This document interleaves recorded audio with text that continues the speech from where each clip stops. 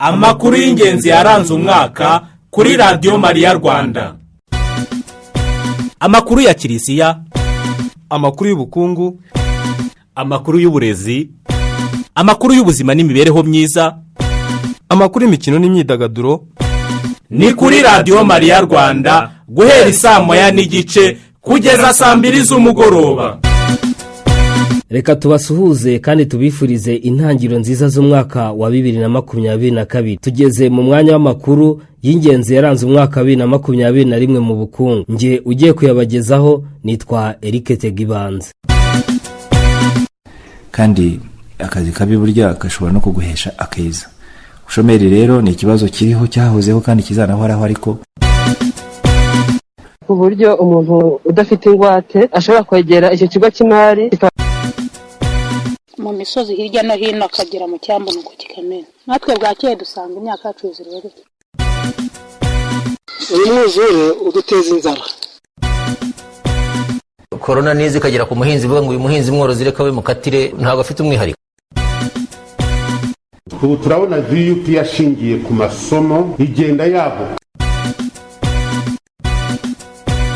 Mbere yuko tubagezaho amakuru yaranze umwaka y'ubukungu kuri radiyo Mariya Rwanda, reka tubanze tubagezeho inkuru ko kuri iki cyumweru tariki ya 2 z'uku kwezi kwa 2022 muri Diocese Gatolika ya Cyangugu hizirijwe umunsi w'iyegezabutumwa ry'abana ku rwego rw'igihugu. Musenyeri wa Diocese ya Cyangugu Edouard Sinayobye avuga ko Kiliziya na leta bazaharanira icyateza imbere umwana bamusigasira kandi bakamurinda icyari cyo cyose cyamuhungabanya. Ni inkuru ya Akimana Ernest. Kwiyumva mesa wenene no kugwasa abandi bana barishishizeru ogushishikarira guhazo wenene no gukurikira Yesu. Abo bana bavuga ko kuba Kiliziya bitaye batera imbaraga kuko bituma bajya mu miryango ya Gisoga Gatolika ndetse bigatuma bategura no kuzaba Kristo bejo hazaza. Byamfasha kwitwara neza ngitwararika nk'umuntu nyine ugaragara ko abo muri korali ni nkora mutima z'Ukaristi. Ubungubu biri kudufasha kurushaho gukomera mu Bukristo, tutegera Yesu Kristo. Mu gihe kizaza tuzigisha natwe abana izo nyigisho twahawe nabo bakarushaho gukura mu Kristo no kurushaho kurwanira igihugu no kwigisha abandi bana kwirinda ibyo biyobyabwenge cyangwa ingeso y'ubusambanyi.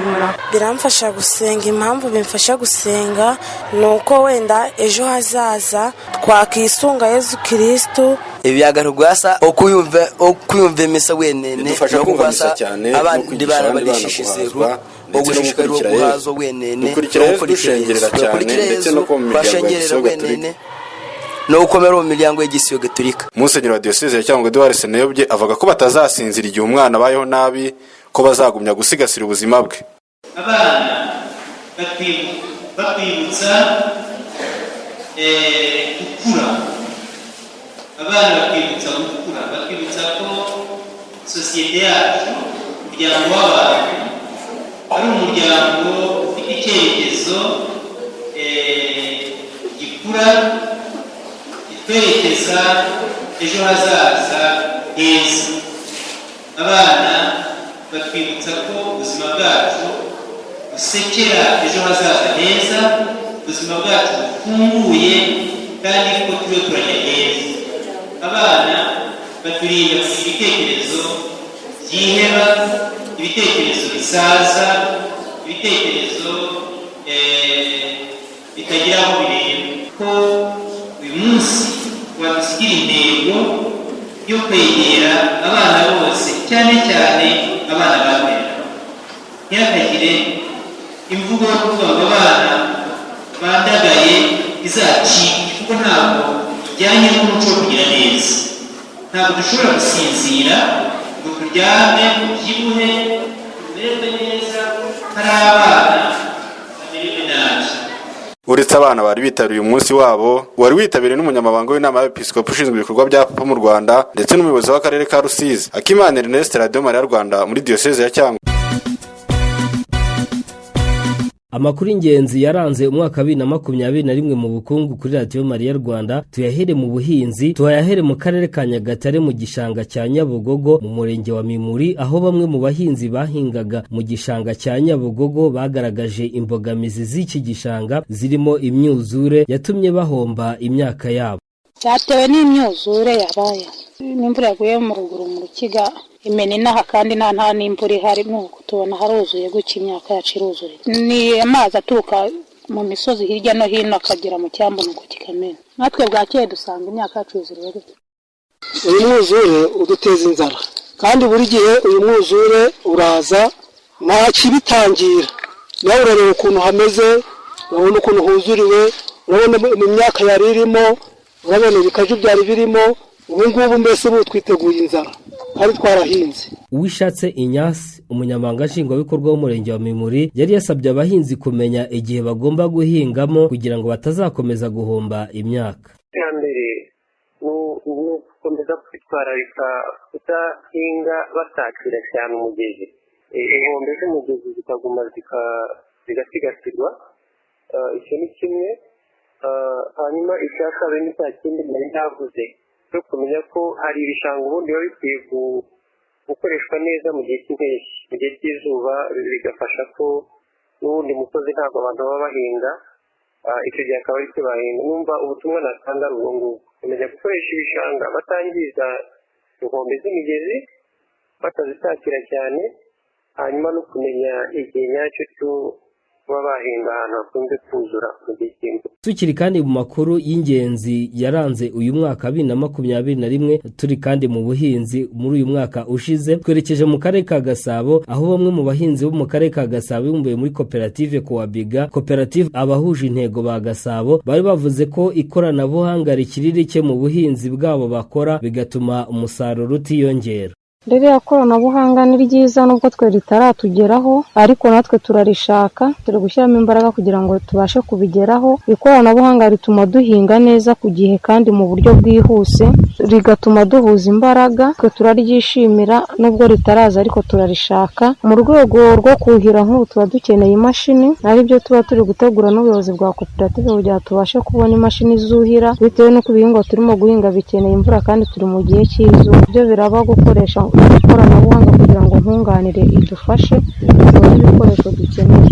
Imbogamizi ya mbere tujya duhura nazo mu bishanga dukoreramo hano akenshi ntabwo bitunganyije neza. Kuko byatunganyijwe ko ntibitunganyije neza. Kino gishanga cyitwa ko cyatunganyijwe ariko amazi afite impungenge z'uko amazi ashobora kuzaba make. Sendege Norbert umuyobozi w'ikigo cy'igihugu gishinzwe ubuhinzi n'ubworozi kuri sitasiyo ya Rubirizi bavuze ko umugamba bafashe ari ugufasha abahinzi kongeramo ikoranabuhanga muri sanzwe rihari. Ni igihe bahinga igihe cy'izuba nta mvura ihari, ikoranabuhanga rya mbere na mbere rikoreshwa nirirebana no kuhira. Kuhira rero ahangaha ndabona bafite n'imashini zabo ubwabo. Igihingwa rero iyo cyabonye gifite za nyongeramusaruro nk'uko nazivuze mbere, amafumbire ndetse n'imbuto nziza, haba hakenewe amazi ahagije. Ryere ku ikoranabuhanga ryo kuhira ryo harimo nkunganire ya leta urebye 50%, aho umuhinzi yigirwa umushinga akerekana aho ashaka kuhira, hanyuma kugira ngo abone ibi bikoresho ndetse n'aya mamashini byose muri rusange akishyura 1/2, ikindi 1/2 leta ikakimwishyurira. Kuri smart nkunganire ikoreshwa cyane cyane ku bihingwa byaturangijwe, ibigori, gano, soya n'ibindi bitandukanye, aho umuhinzi nanone naho kuri ya mafumbire ndetse no ku mbuto naho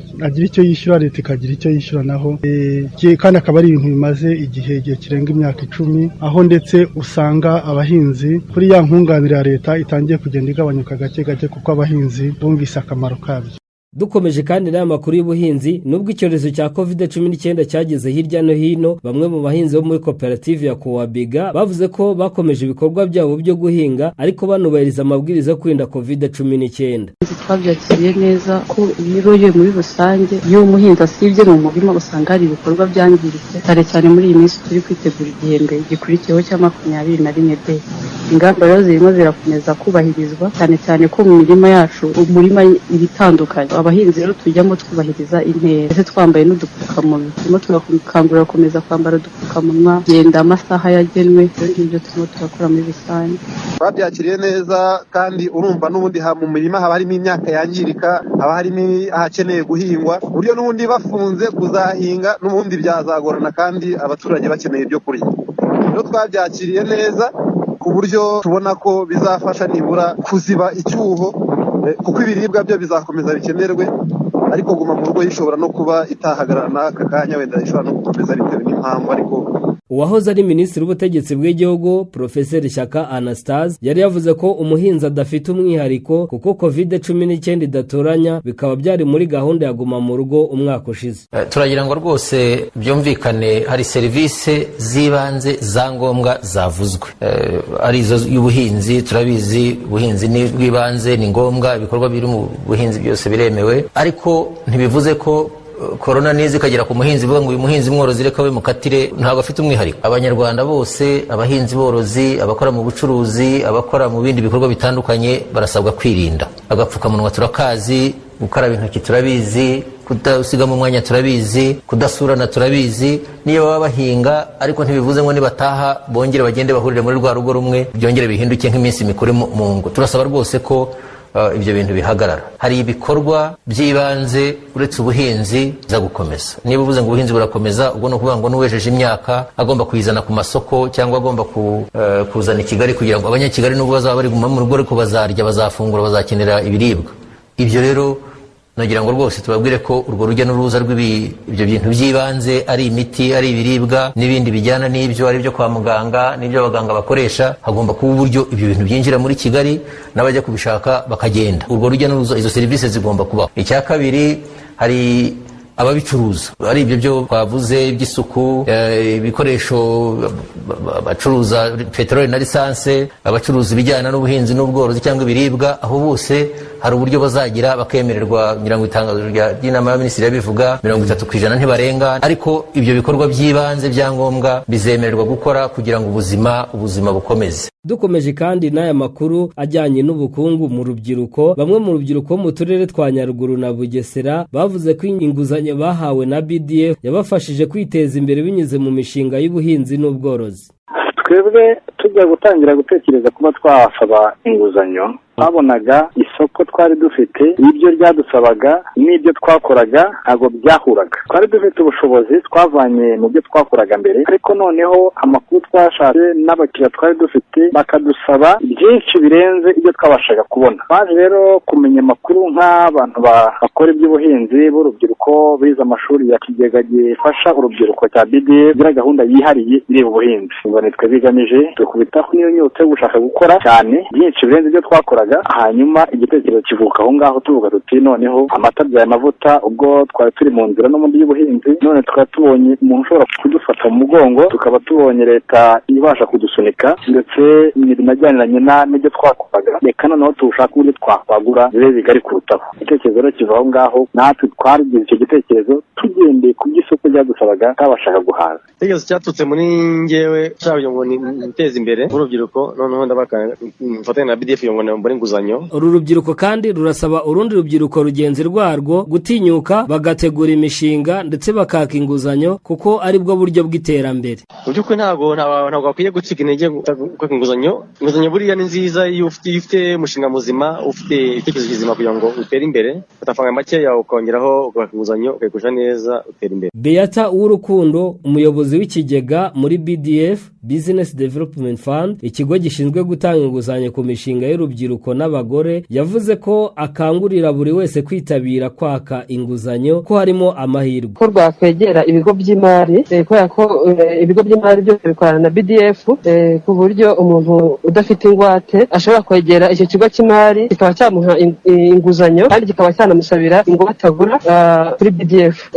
Hanyuma urubyiruko n'abagore bazaba bemerewe ingwate, dushobora kuha n'inkunga ya 15%. Tuve mu makuru y'ubuhinzi ariko nanone tukiri mu makuru y'ubukungu yaranze umwaka wa 2021, tutarajya kure cyane n'urubyiruko muri Arkidiocese ya Kigali. Wa gatandatu tariki ya 21 Kanama 2021 muri paruwasi ya Kigarama hasojwe amahugurwa yo kwihangira imirimo ku rubyiruko rwo muri iyi paruwasi ya Kigarama. N'urubyiruko rugera kuri 31 bari bavuze ko aya mahugurwa yabagiriye akamaro mu bikorwa byabo bya buri munsi. Icyo bizamfasha ngo kwihangira imirimo, ubundi batwigishije kumenya gukoresha igihe neza, kandi no kuba ugiye gukora business yawe ukabasha kwicara ukayitegura ukareba ibyo uzayikoresha nimba ubifite bihagije, kandi ukamenya n'abakozi uzakoresha cyangwa n'abo muzakorana ubumenyi bafite kugira ngo mubashe kuba iyo business yanyu mwayikora itera imbere kandi namwe bagirira akamaro. ikigaragara cyo namenye kuyikora nayikora nkaba nayikoresha mu kwiteza imbere ndetse no kuyikoreshereza ku giti cyanjye. Ikindi wenda nkaba hari n'abandi bantu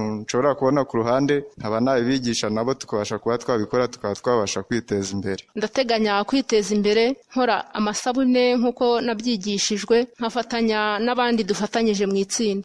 Padiri Baganineza Fidel ushinzwe urubyiruko muri Paruwasi ya Kigarama yari yavuze ko bagomba gushyigikira urubyiruko mu iterambere ryarwo rya buri munsi. Aya mahugurwa yahawe abajene mu Paruwasi ya Kigarama, abenshi bimbuye mu itsinda Inshuti za Yezu. Twebwe nka Paruwasi turateganya ko twakomeza gushyigikira iterambere ry'urubyiruko, cyane cyane dore ko abajeni ba hano bahuguwe ku buryo butatu kandi n'ubundi basanzwe biga kwiteza imbere. Hari abakora imishinga ijyanye n'ubuhinzi n'ubworozi, hari abize gukora amasabune ndetse hari n'abize gufotora. Abo bose rero turateganya gukomeza gufatanya nabo mu butumwa ndetse no kubashakira uburyo gutera imbere. Bamwe mu rubyiruko rwari rwaganiriye na Radio Maria Rwanda rwo mu murenge wa Kimironko muri no mwaka ushize 2021 rwagaye urundi rubyiruko rusuzugura umurimo uwo ari wo wose, ruvuga ko umurimo wose ufite agaciro. Nibyo koko nubwo urubyiruko rufite ubushomeri ariko nta cyatubuza gukora imirimo iyo ari yo yose. Burya nta murimo mubi ubaho kandi imirimo yose umuntu yayikora akabasha kwitagatifuza akagira uko yiteza imbere. Ntabwo umuntu yabaho uko nguko gusa ngo imirimo yarabuze ngo nabuze icyo gukora. Ibyo gukora birahari, ahubwo dushyiremo ubushake, birahari rwose. Nk'abakristu ingeso mbi ntabwo dukwiriye kuzijyamo ngo twabuze icyo gukora twiyandarika. Oya, ntabwo dukwiriye kuba abantu birirwa bagendagenda b'inkorabusa. Burya nubwo tuvuga ngo imirimo ntayiriho, naho turi mu rugo dushobora gukora uturimo utwo ngutwo dutoya tukatwitagatifurizamo, nubwo biba bigaragara yuko nta sareri igaragara ikurwa muri uwo murimo, ariko nawo ni umurimo dukwiriye gukora kandi tuwishimiye. Mu buzima busanzwe rero umujene ukuntu agomba kubaho muri iyi minsi biba bisaba kugira ngo umuntu ashakishe ibintu byose bishoboka.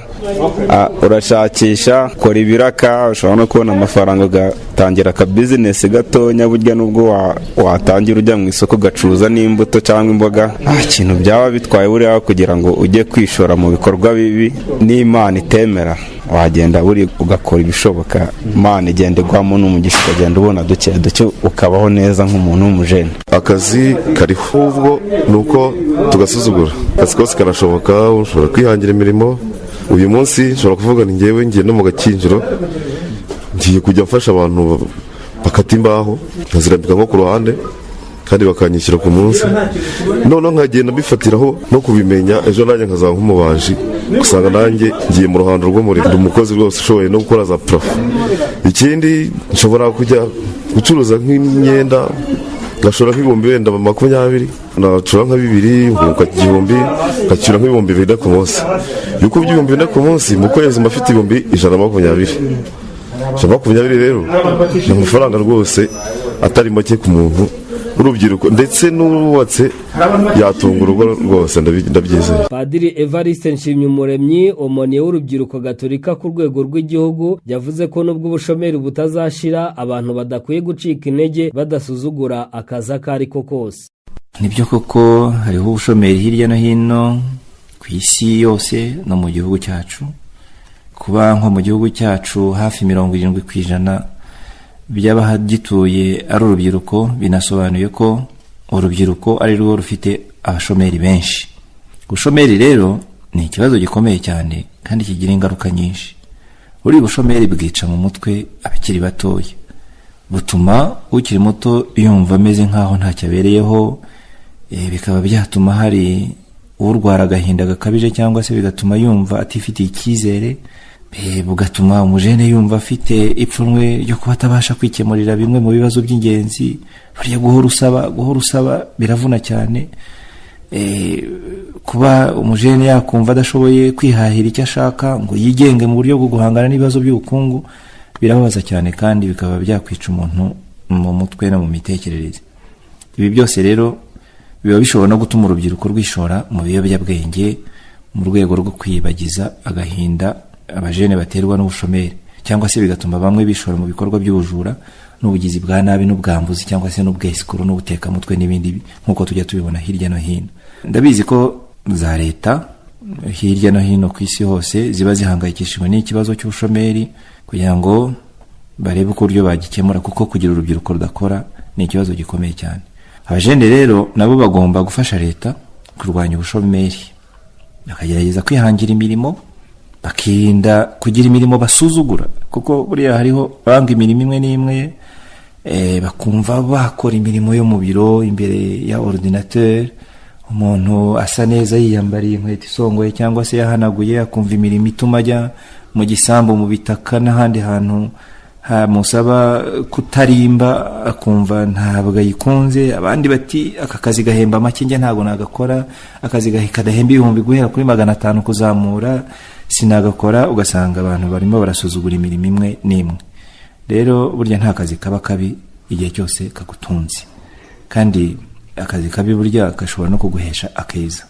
Ubushomeri rero ni ikibazo kiriho cyahozeho kandi kizanahoraho, ariko ntabwo bigomba guca abantu intege ngo bibe byatuma umuntu atakaza amizero y'ubuzima cyangwa se ngo yiyahuze ibiyobyabwenge cyangwa yishore mu buzima buzamugiraho ingaruka zikomeye cyane. Ahubwo abantu bakoresheje ubwenge Imana yabahaye bagomba guhora bahanganye n'icyo kibazo, ntibategereze gusa ko leta cyangwa ibigo bitandukanye bibaha akazi, ahubwo nabo ubwabo bakishakira imirimo aho bari hose, kandi nta kazi na kamwe basuzuguye. Tuve muri Arkidiocese ya Kigali twerekeze muri Diocese ya Butare, aho bamwe mu rubyiruko rwo muri Diocese ya Butare rwavuze ko kwibumbira mu matsinda yo kwizigamira byabafashije kwiteza imbere.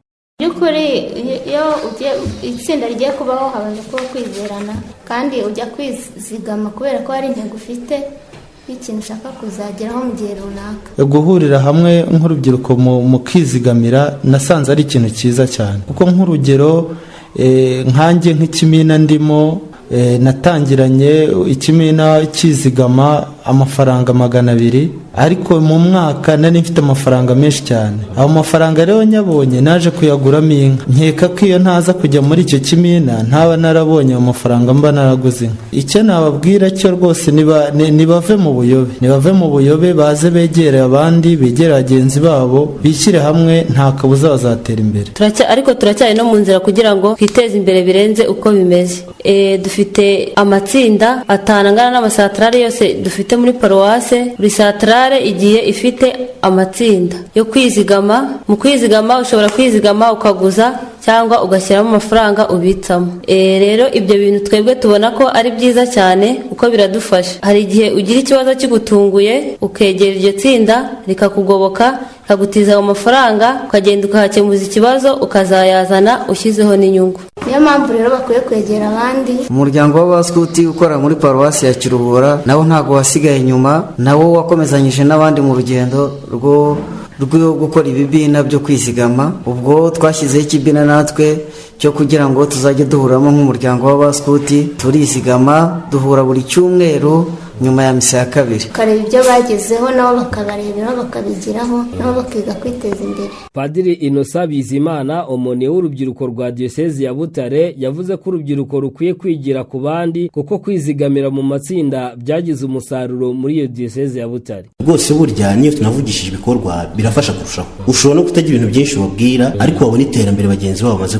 bagahaguruka nabo bagafata iya mbere. Rwa nk'urugero rwa hafi muri Diocese yacu ya Butare twize gutanga ingurube muri paruwasi ya Save. Biteje imbere, zarorotse, bagera ku rwego rwo kugura inka. Noneho ababareberaho baravuga ati twaracitswe, kandi koko baracitswe. Aho yeza ari byose biraza. Hagati y'ukwezi k'Ugushyingo n'Ukuboza habayemo ubukangurambaga butandukanye bwa VUP Vision umurenge program bwatangijwe mu karere ka Nyamasheke mu ntara y'Iburengerazuba, butangijwe n'ikigo cy'igihugu gishinzwe iterambere ry'inzego z'ibanze RODA, aho bwari bufite insanganyamatsiko igira iti dukataze mu iterambere ntawe usigaye inyuma. Bamwe mu baturage b'umurenge wa Macuba mu karere ka Nyamasheke bari bavuze ko iyi gahunda ya VUP yabahindura ubuzima, kuko mbere yo kujya muri iyi gahunda ubuzima butari bworoshye, ariko bakaba bamaje kwiteza imbere.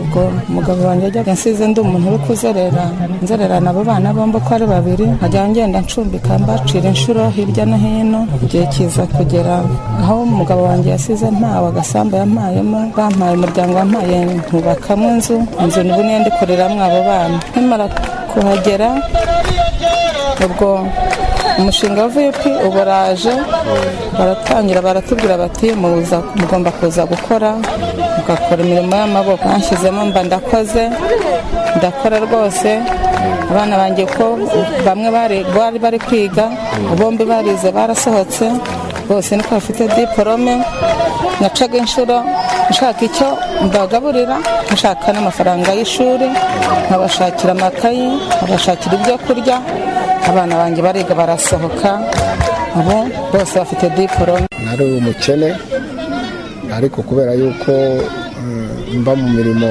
iriya y'amaboko twakoresheje imbaraga ubu ngubu nabashije kuba ndihira abana babiri mu ishuri kandi iwanjye mu rugo ntabwo ngikennye kuko mfite amatungo ihene navanye muri icyo gikorwa ndetse iwanjye mfite n'umuriro w'amashanyarazi.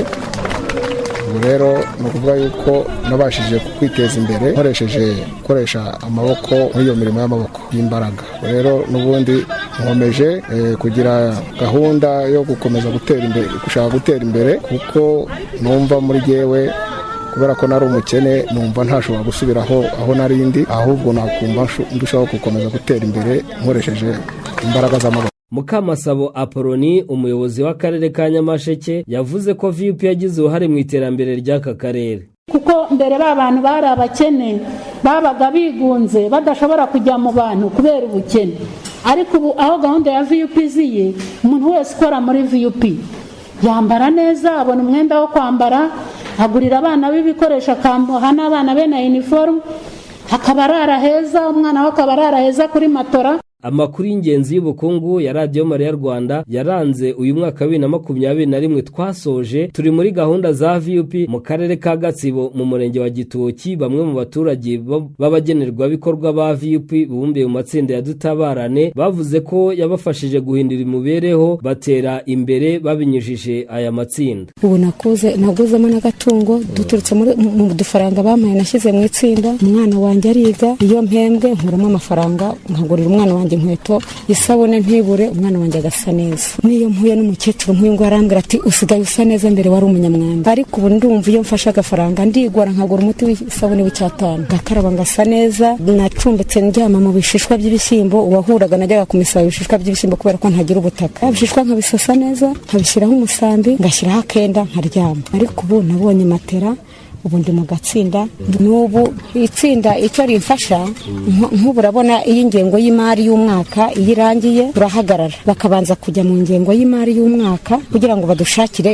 imihanda tuzakora. Noneho rero ryatsinda njya guhinga bubyize ngatura noneho nakumva nshaka nko kugura uwo mwenda nkagenda mu itsinda nkagusa ya mafaranga akajya yunguka nta nubwo itsinda ryacu rigoye ryunguka 5% ku buryo bayashyizeho kugira ngo buri munyamuryango wese ajye abasha kuguza. Iyo nyagujije rero ntagenda kambeshaho nkajya ntanga ya nyungu nkagumya ngatura twagabana ya mafaranga twayagabana nkaba mbonye nkako karingiti naho mbere sinari nzi no kwiyorosa ibyo ari byo. Turi mu matsinda duteje imbere. Aya matsinda ikintu yafashije urabona nk'ubu wenda turakora igihe cyagera kazi kagasoza kaba gahagaze noneho kaba gahagaze kajya muri rya tsinda kuko n'ubundi yihembwa ahangaha ibyo byose iyo warangije kubikora bavuga uti noneho ngiye kujya afata 1000 cya buri kwezi ngende nkiture mu itsinda rya Dutabarane.